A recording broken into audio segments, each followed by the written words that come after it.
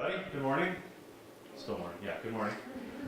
So before I get talking about a couple things that I wanted to talk with you, I just wanted to get your sense of a brief sort of summary recap of what happened yesterday.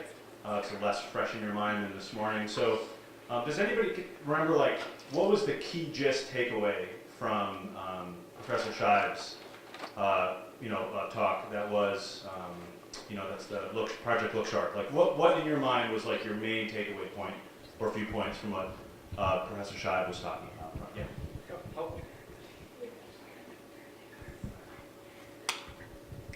The different ways that things are marketed to boys and girls and how advertising differs between the two. Okay. Okay, great. Any other comments on Project Look Sharp?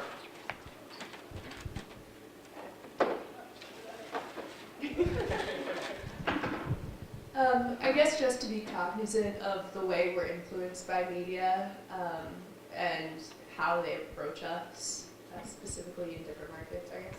Okay, yeah, excellent. Those together are pretty good. Any other brief comments on the Look Sharp? Okay, yeah, I mean, that's definitely one of the things with Project Look Sharp. Professor Shive is definitely spearheading that, is really being a critical consumer of information. So when information comes to you, when you read it, when you see it, kind of taking a little bit more of a critical eye on that and looking a little bit past, okay, there's a message there, there's information there, but what's behind that? What can I think through and be a little more critical about what that is? Okay, any comments on what the people from the Body Positive had to say? What was their main message to you? Again, just like a brief sentence. Yeah. Love yourself. Love yourself, okay. Do you think that sums it up? Any other statements? You have another one? Okay, we can leave it at that. And then finally you had, well, not finally, but you also had Professor Flowers from here in the Park School. What was your main takeaway from what she had to say?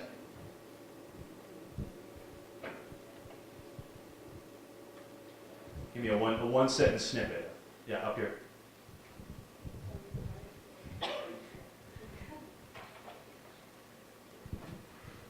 So basically, Professor Flowers was just trying to get us to understand what we have to, in creating a PR, she's obviously a PR professional, so in understanding when you're making a PR plan and using social media as its main platform, what to kind of take into consideration, and basically how you should start to frame and set your goals for what you actually want to accomplish.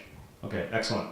Okay, that's great. I just wanted to get us sort of mentally back into at least the core takeaways. I'm sure a lot of you attached to different kinds of content from the different people that spoke yesterday. Anyway, so those are I know, Janice, you also talked last night, but a little bit. Those are the three main people that spoke, and that's a really good sort of triumvirate of information to move forward in what you guys are doing. That information comes at you and we see it, and we take in more pieces of information from the media, whether that be televised media or film media, or that, if you walk around campus and count the media instances that you go by every day, it's in the thousands. The posters, the TVs that are on in places, what's on people's shirts, there's all this information coming at you, and it's much, the tendency is to sort of just let that get absorbed into your cognitive complex. And Project Look Sharp is really trying to drive forward the almost the instinct to kind of be a little bit more critical and a little more mindful about that information. And that's a really important step in being, okay, let's unpack this and what can we do with it. And then the Body Positive, of course, having a really important message, very self-facing, and I'll get into that in a little bit. And then it was really good that you got to hear from Professor Flowers talking about how to use the different media that are available to us now to change that narrative a little bit, or to take advantage of that. The narrative is really more up for grabs now than it is before. I mean, if we jump 25 years ago, it was a much more centralized, everybody kind of got the same media. Even if you watched a different channel, there was only a couple, whereas you have a different media environment, ecosystem. I'll get to that in a little bit. But what I wanted to do is I wanted to take a few minutes and sort of have us think through a little bit more about what really is the information, what is that's coming at us, and was there a lot of intentionality behind that? And I'm sure that Cindy Shive may have got into that. I know a lot of her other content in Project Look Sharp does go into that. But really what I want to start with is how we understand the self. like how do we, like who are we? And sometimes when I'm in a class, I'll do an exercise and I'll have all the students take out a piece of paper and write down as quick as they can, who am I? I am something. And so I'm not going to go through that whole exercise here, but just take a brief moment and try to come up with 2 words that answer the question really quickly, who am I? I am. Okay, did everybody come up with at least a word or 2? I'm not going to ask you for them, don't worry. Okay, now normally I would sort of give a little bit more time and go into maybe 5 or 10 items. And then if we were to talk about that, and I don't necessarily want to do that here, I don't know all of you very well, some of you I do know well, but what I'm talking about is how did you get to that? I am this, I am funny, I am liberal, I am a sister, I am a student. You know, there are these things that we associate with ourselves, but we don't just fabricate that. You know, I am strong, I am beautiful, I am thin, I am an athlete, I am a musician, I am old. You know, there's these things that we associate with ourselves, but we're not really creating that. And so the process of that is really a combination of language, meaning, and thought. Now, like, language is what we use to negotiate our social reality, right? It's one of the oldest aspects of us as a communicative species. A lot of the media messages we're talking about use language or use symbols. And the language and the symbols is really how we negotiate our social reality. And what I'm talking about now is how we understand our social reality. How do we understand what it means to be funny? It's very different what it means to be funny right now for you than it did in 1973, than it did in 1894, or what it does right now to be funny in England. You know, there's not inherently funny. There's not inherently shy. There's not inherently thin. Like, these things don't exist. This is a completely fabricated thing in our social reality. So we have language that we use to negotiate that reality, to understand who we are, to understand the world around us, but the meaning that we associate with those words or with those symbols is a completely created community event. And this is getting into semiotics and some other areas of communication research, which I'm certainly not going to get into here, but I did want to go through this a little bit in the process of we as a community are creating that meaning. I'm not doing it on my own. I can't say I'm funny just in my own world. Well, I can, but it's not what you're all going to see me as. I'm funny in comparison to something else. Or I am really fast in comparison to something else. Or I'm really intelligent in comparison. There's all these comparative things that we negotiate in our social reality using language, right? Now, when we go from language to understand and negotiate our world, to the meaning that we're assigning to these worlds, like for example, in this mini course, there are certain words and perspectives and messages that we're attenuating to. But they're all subject to this. You know, what does it mean to be caring? You know, all these things. And then once we try to understand, when I asked you, who are you? I am, fill in that list. It's a sense of sort of like minding, right? You're going through a thinking process. And generally speaking, we tend to see ourselves, and this is a certain line of thinking in how we understand the self, as reflected off the world around us. There is certainly a part of you that is completely you, it's genuine, it can't be changed, but there's so much of who we are that is a product of us reflecting ourselves off of the world around us. We see what other people were thought of as funny. We see what other people were thought of as beautiful. We see what other people were thought of as, daughter. Okay, I'm in that category. I'm not, but, or as student. There are people that are not in college, they're not in school, and they think of themselves as a student because their relationship to learning. And so there's a lot of different ways that we can associate ourselves, but it's a very much a community practice, right? And for many, many thousands of years, it really was genuinely, quote unquote, a community practice. It took a community to decide what it meant to be caring, what it meant to be patient, what it meant to be beautiful. And as our media systems sort of started to grow, that community practice of establishing meaning associated with language or symbols, which is how we understand who we are, how we see ourselves, got sort of co-opted from us as a human community and became much more in the hands of a media system. And then it became more the decision of a smaller group of people in our community to decide what meaning we're associating with those language and symbols.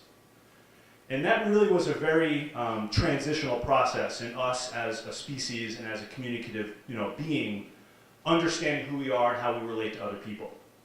It wasn't so much just the family or just the community or even just a faith-based group or an education system, which traditionally are really how we understand those meanings. It's the family center, it's the community the family is in. If it's a religious family or a spiritual, it's that community or an educational community. And this is where those meanings were anchored. And this is how we negotiated it.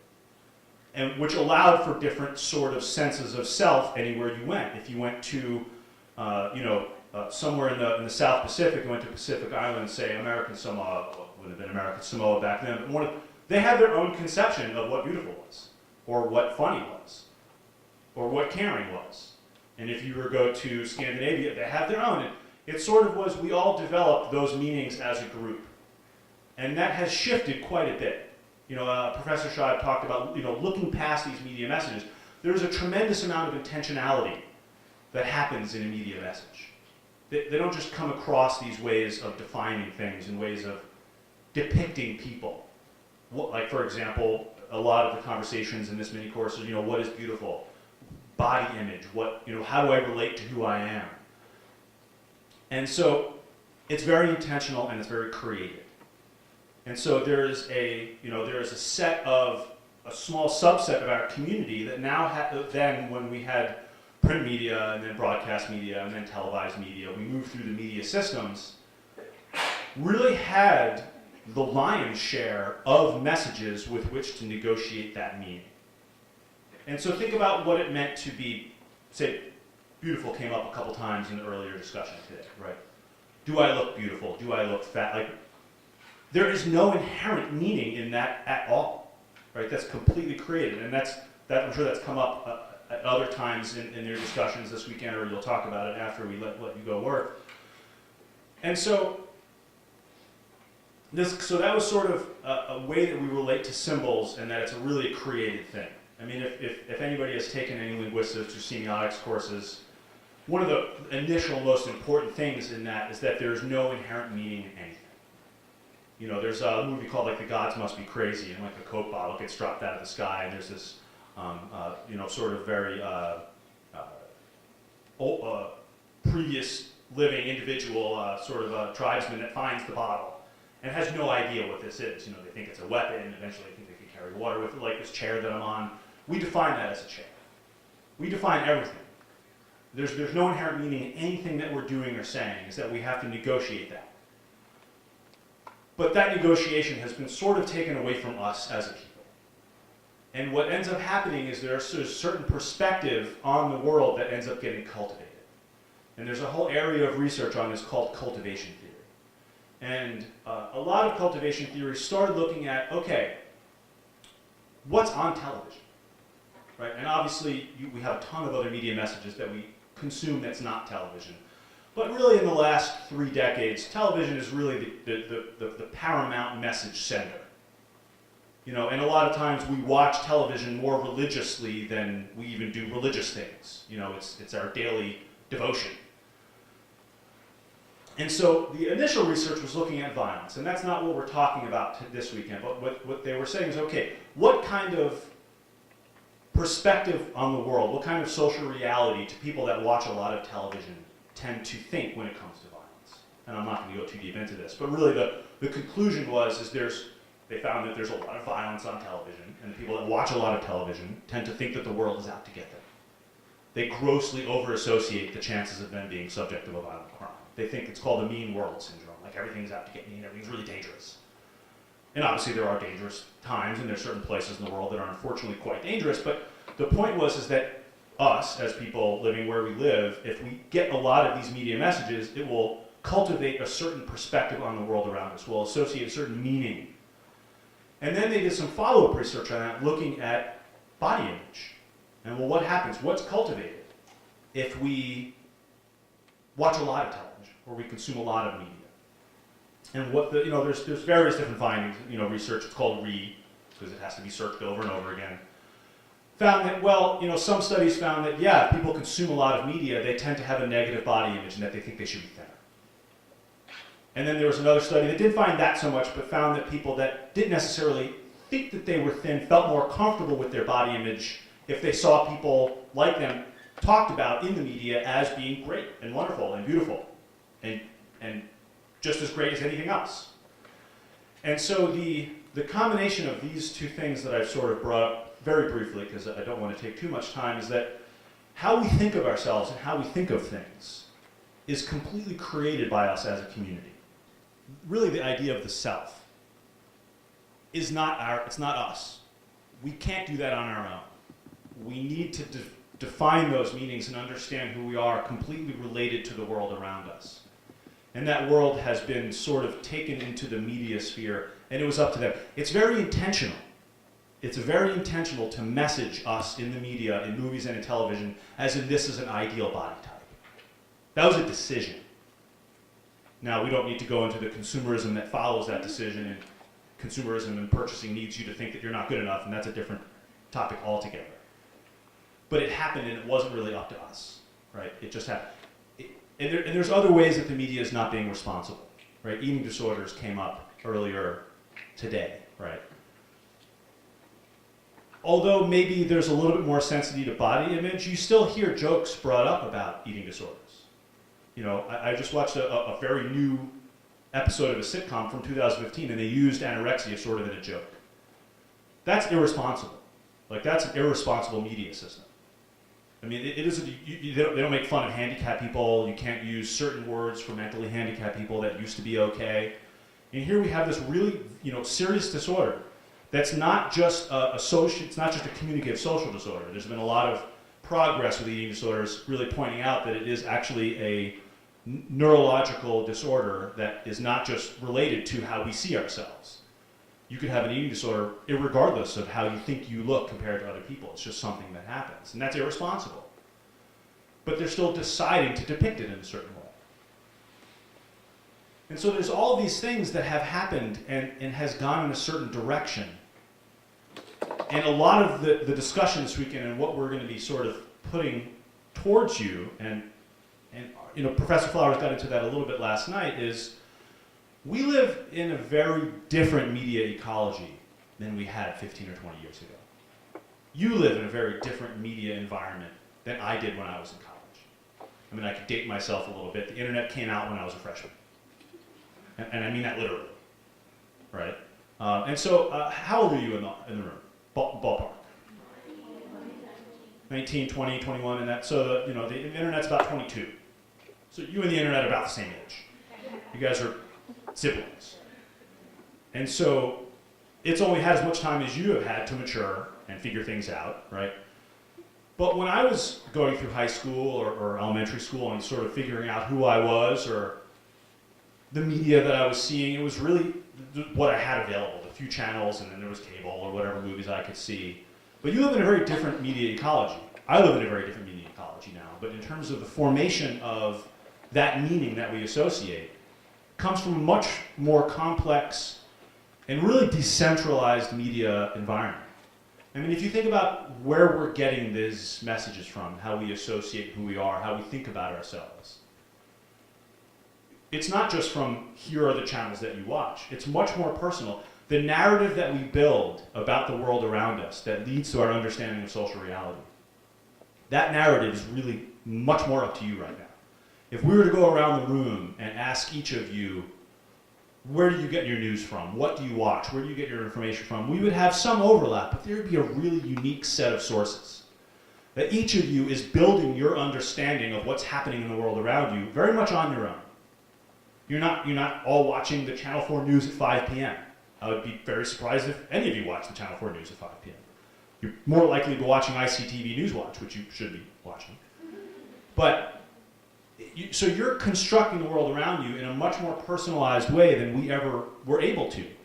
Now, there's a lot of opportunity there, right? The opportunity there is we now can build our understanding of these messages, understanding of the language, understanding of who we are based on what we want, right? We could be choosing to get sources that we want. Now, I'm not saying it's perfect or it's great or it's wonderful. It's still very much messy.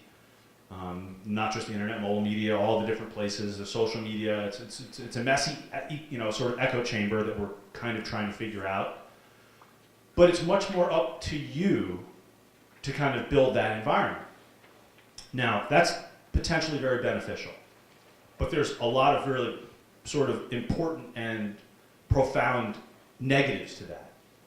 And that is that if we are now all given the opportunity to broadcast information with the same reach of the traditional broadcast industries, that puts a lot more responsibility on us.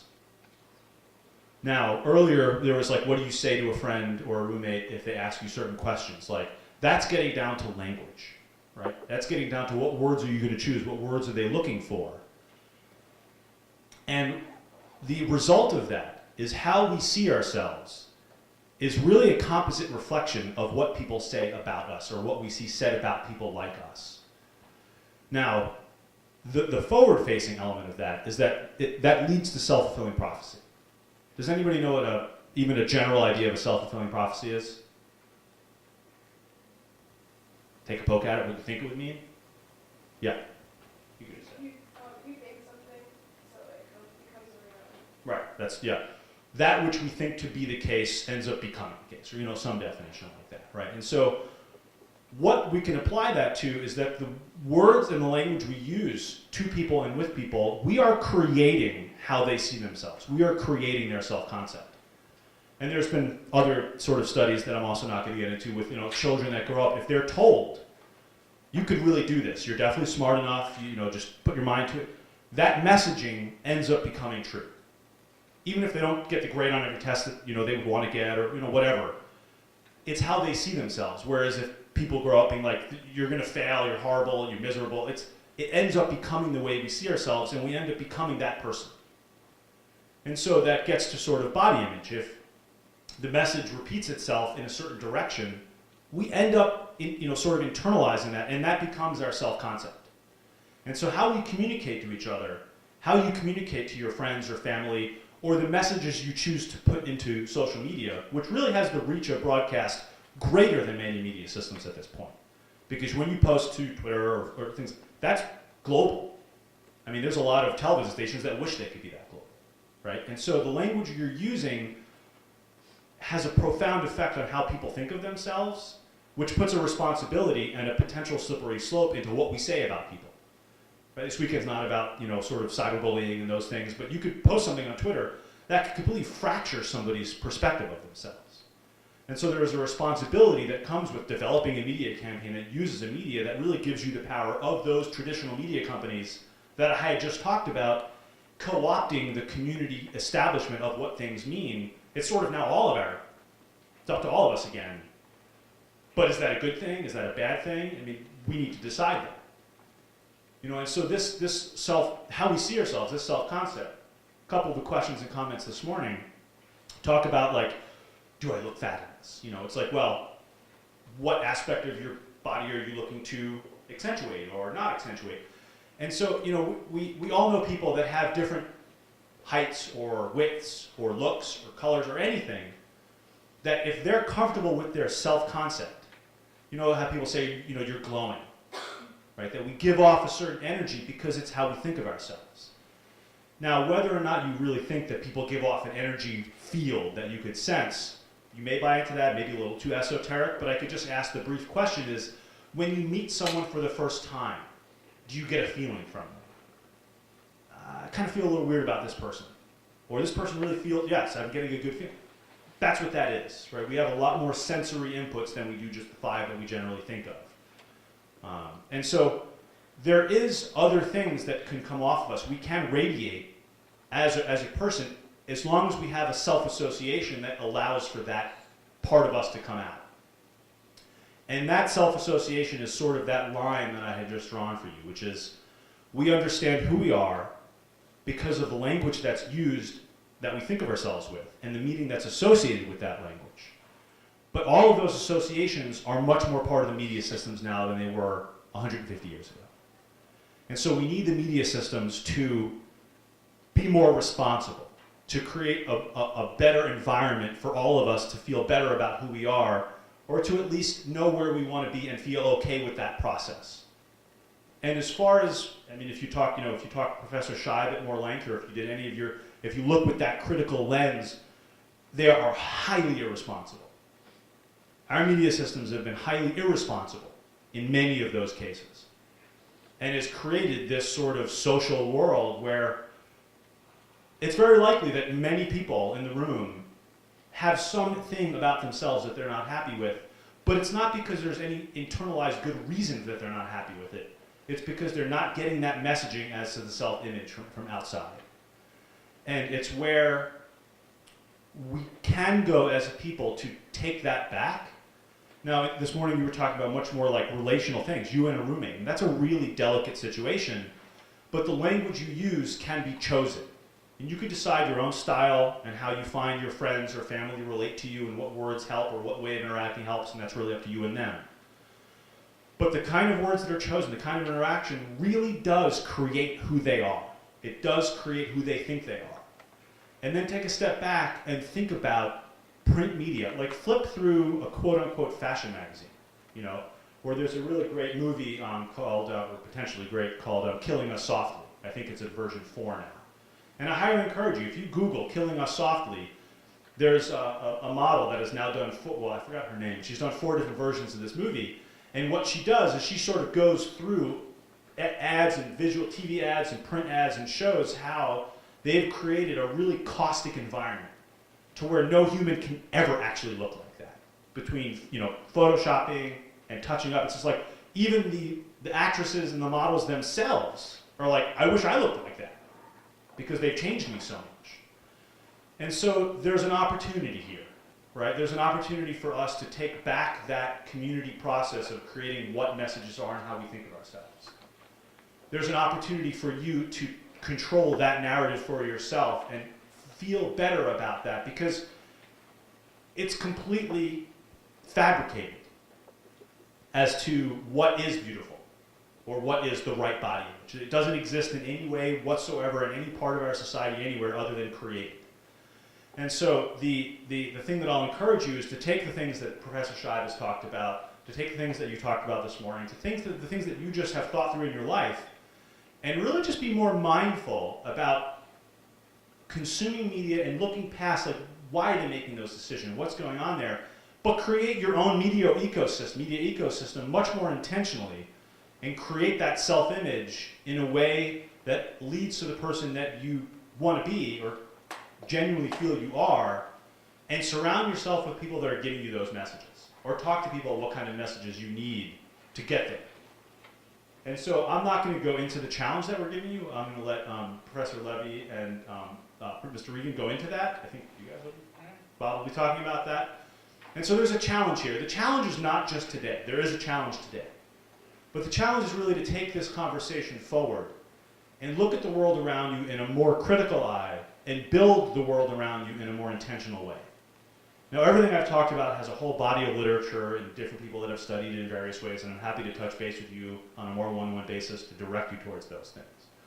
But if you want to get a good sense on how intentional and how caustic the media environment has been around body image, take a look at Killing Us Softly, part 4. I know we have it in the library. There's several that you can stream online, and I encourage you to take that because it's striking how intentional and problematic that can really be. But it's up to us. And take the things that you say to people as being really valuable. You are creating who they are. And it will self-fulfill. And with that, I know there was a lot that I went through kind of quickly there, but I wanted to kind of bring in a little bit of the communication side of things to this process, and the media environment process. And I know Professor Flowers talked a little bit about the, creating social media campaigns, and that's her wheelhouse, and I'll let her kind of go into that. But it's a really big opportunity, but also a really big responsibility now that we all have this reach that the media usually did. So with that, offline, after I'm in the Park School, my email is drosen, but if you Google Devan Rosen in Ithaca, you'll get me. So email me, whatever. I'm happy to talk with you individually. Yeah, thanks for your attention.